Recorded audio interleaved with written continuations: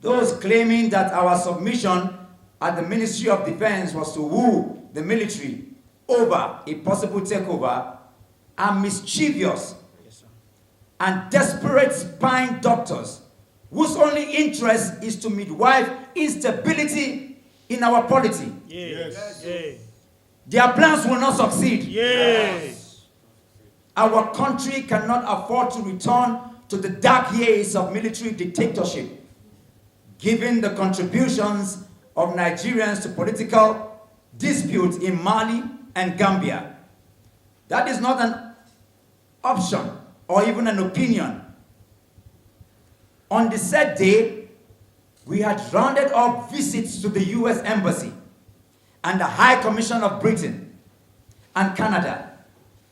When we made a brief stop at the Ministry of Defense to read our press statement, calling on the military to stay within the law in their conduct, we call on all the spin doctors who desist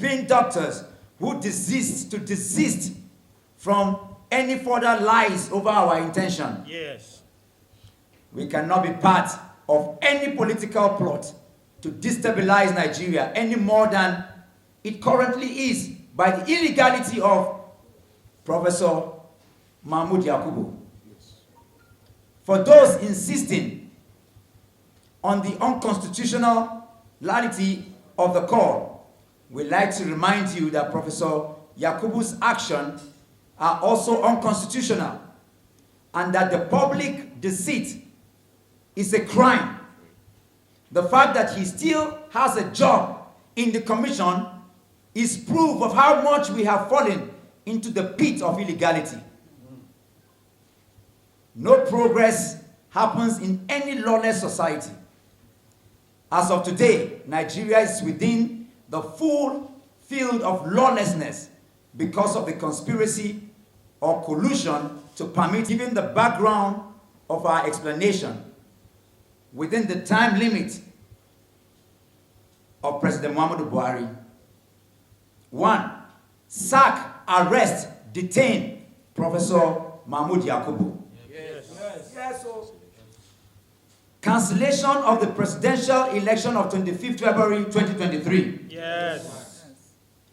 Declaration of an interim government. Yes. Compensation of all the victims of electoral violence and voter suppression. Yes.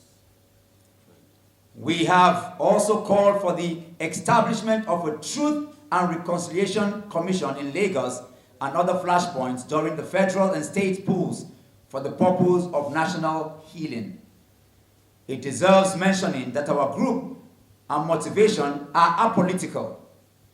We are not serving the interests of any presidential election or politician, not any candidate for that matter.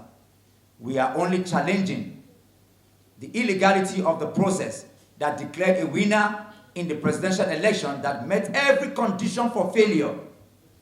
We are asking for the people to be held accountable for once in our country.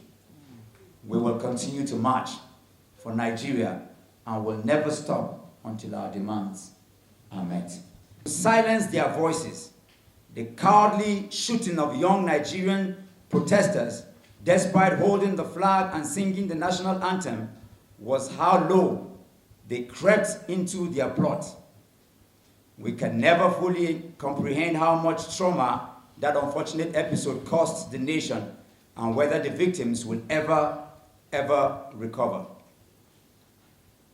But hope returned in the months leading up to the 2023 general election, with more Nigerians armed with clarity of what truly matters in their engagement with the system. Over 10 million new names entered the voter register. Most of them were young people, some of whom were first-time voters. So when the day came for them to cast their vote on the 25th of February 2023, it was not a repetition of the quarterly rituals, but a service to the nation, knowing that by participating in the process that recruits leaders they hold the right to demand for accountability, but more so because the chairman of Independent National Electoral Commission, INEC, Professor Mahmood Yakubu, had promised Nigerians to the commitment of the commission to conduct a free, a fair, and all-inclusive poll. He made submissions locally on various international platforms, assuring Nigerians and the world that the outcome will be transparent and such that it will reflect the will of the Nigerian people. This is beside the confidence that President Muhammadu Buhari, signing the Electoral Act of 2022 as amended, gave the willingness of Nigerians to participate in the polls. Unfortunately, Professor Mahmood Yakubu chose to desecrate the altar of truth and trust by collating results and declaring a winner in flagrant disregard of the INEC guidelines and the Electoral Act of 2022 as amended. We have heard calls to look to the bright side of the election vis-a-vis the positive changes that it has contributed to our electoral behavior and history. While we acknowledge that there were improvements in voter participation, and particularly, we cannot help but ask, on what foundation will these changes build their roots? A decision based on falsehood and fraud will always birth the same. The reason our country remained political moribund for years was due to our indifference to suppression, oppression, and injustice. This is why we have been marching for 10 days and now to call and awake our national consciousness to the barrage of illegalities committed during the Presidential, National Assembly, gubernatorial, and state assembly elections. We hope that the courts will have concluded hearing and pronouncement by May 29 to allow for the swearing in of a new president.